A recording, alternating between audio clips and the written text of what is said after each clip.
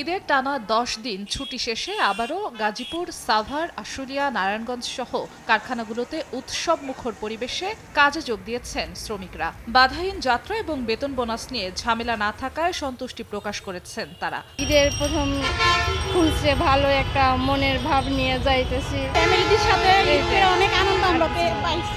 ছোট বড় মিলিয়ে গাজীপুরে ২,২০০, সাভার ও আশুলিয়ায় প্রায় ৯০০ এবং নারায়ণগঞ্জের প্রায় ১২০০ পোশাক কারখানার বেশিরভাগগুলোতে শুরু হয়েছে উৎপাদন। বাকিগুলো খুলবে সোমবার।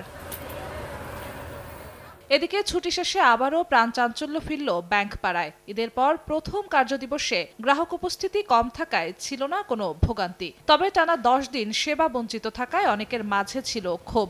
বাসায় অনেক বিল পেন্ডিং আছে, বাজার সদাই করতে হবে। 10 দিন বন্ধ ছিল বিদায়, আজকে অফিস আওয়ার ফার্স্ট ডে, সেজন্য টাকা উঠাইতে আসলাম। ব্যাংক 10 দিন বন্ধ থাকাতে এটা একটা কঠিন ভোগান্তিতে পড়েছে। ব্যাংকের পাশাপাশি শুরু হয়েছে পুঁজিবাজারের লেনদেনও। তবে ঈদের আনন্দ অনেকটাই ফিকে হয়ে গেছে বলে জানালেন সাধারণ বিনিয়োগকারীদের অনেকে।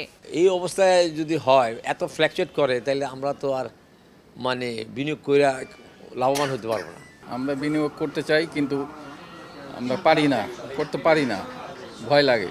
নিকট অতীতে স্বাভাবিক পরিস্থিতিতে টানা ১০ দিন ব্যাংক ও শেয়ার বাজারের লেনদেন বন্ধ থাকার নজির নেই জানিয়ে গ্রাহক সেবা নিশ্চিতের কথা বলছেন ব্যাংকাররা। চাকরি জীবনে এবং ব্যাংকিং সেক্টরে যে এই ছুটির এবারের যে ছুটিটা ছিল একটু দীর্ঘমেয়াদী ছিল। ঈদের আগে যেমন টাকা উত্তোলনের একটা বড় ধরনের চাপ ছিল, এখন আমরা আবার দেখব যে টাকা জমার একটা চাপ। বৈদেশিক বাণিজ্য, শ্রমিকদের বেতন ও কোরবানির হাটের সেবা দিতে ঈদের ছুটির আগে ও পরে ৫, ১১ ও ১২ জুন সংশ্লিষ্ট এলাকায় সীমিত পরিসরে ব্যাংকের শাখাগুলো খোলা ছিল। জিন্নাত আরা জশোয়া, সময় সংবাদ, ঢাকা।